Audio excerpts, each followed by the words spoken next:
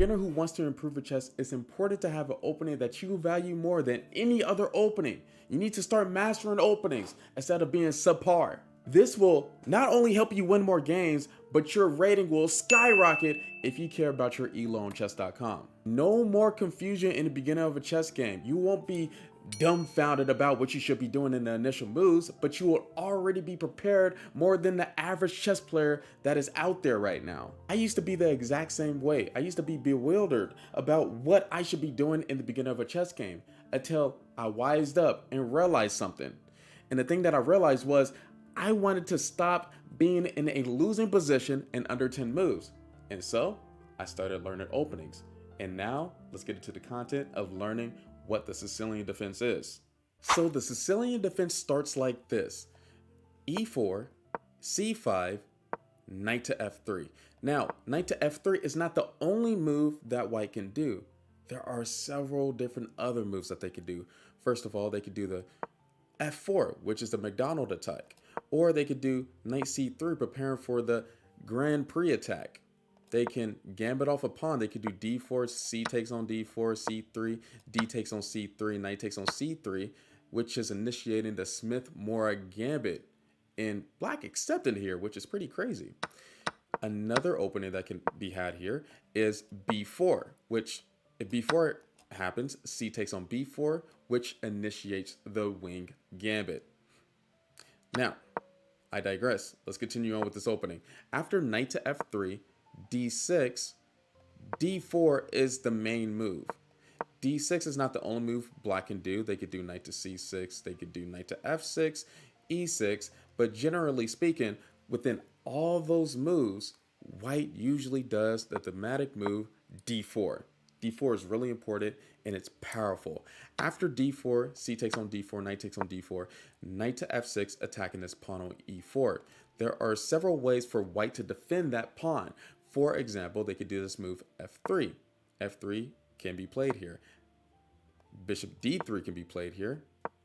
Even bishop b5 checking the king can be played here. Even though it's not defending the pawn, we're gaining a tempo by attacking their king. But knight to c3 is played more than any other move within the master games. After knight to c3, a6. In this position, white has so much potential, and black does too. This is a very flexible opening. What do I mean by that? Well, for example, in this position, For example, in this position, after a6, bishop e3 can be played, bishop e2 can be played, bishop g5 can be played, and we're going to be going over that because that is the most popular move out of everything. And this special move, rook g1, can be played. What is the plan with rook to g1? Well, with white, you can attack with the g pawn. So you can rush up that g pawn really fast with that pawn being protected by the rook and the queen at the exact same time. So that is one attacking option. There has even been a game with the move king to e2. They did a bone cloud in the middle of a Sicilian defense. Isn't that kind of weird? Guess what? White won this game because it was so weird, because in this position, white isn't exactly losing. But it is a bad move though, because we want our king to be safe. I digress. Let's continue on with the move bishop to g5. After bishop to g5, e6, f4, most aggressive move. Now white can play an assortment of moves like queen to f3 and then just castle immediately to the queen side. But this was always favored as being the best move because generally you want your queen behind your major pawns and you want to do the move f5 eventually, or e5, etc. After bishop to e7, queen f3, queen c7, castle queenside, knight b to d7, g4, b5. Look at this position. There's attacking chances on both sides. There is play for either side. Of course, there's theory along the line. Of course, when you face off against tougher opponents, they're going to know exactly what to do here.